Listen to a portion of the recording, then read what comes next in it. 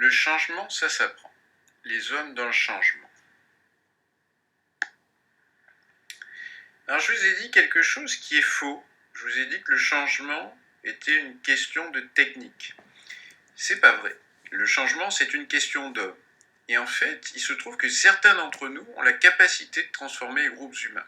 Et que ces gens sont rarement des dirigeants. Et que leur capacité ne s'acquiert pas à l'école.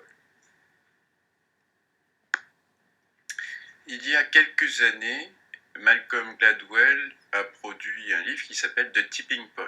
Et qu'est-ce qu'il dit dans ce livre? Eh bien, il dit que le changement, ça tient à un tout petit nombre de gens.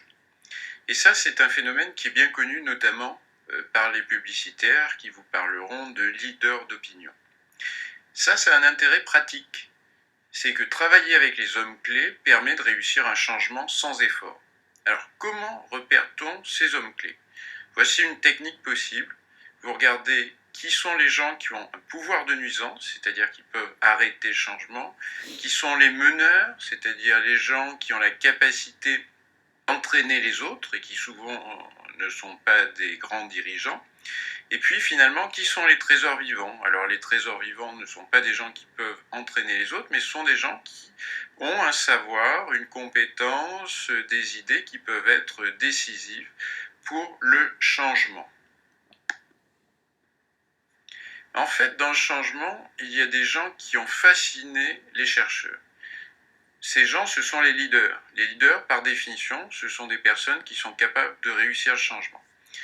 Il y a un travail énorme qui a été fait sur le sujet, notamment par Kurt Lewin, par Warren Bennis, et avant eux, en fait, par Chester Barnard dans les années 30.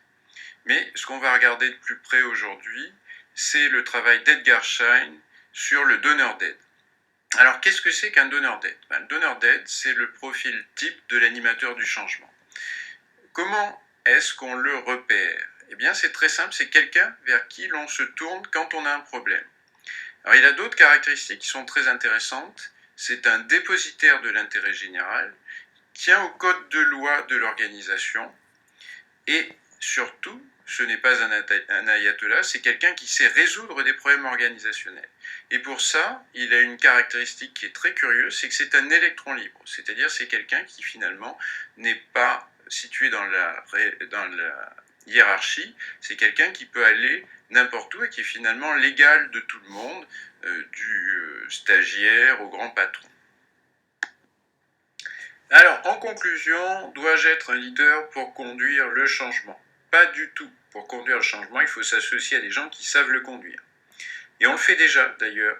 Quand on a un problème, on appelle un donneur d'aide. Voilà, il suffit de le faire plus souvent, c'est tout. Merci.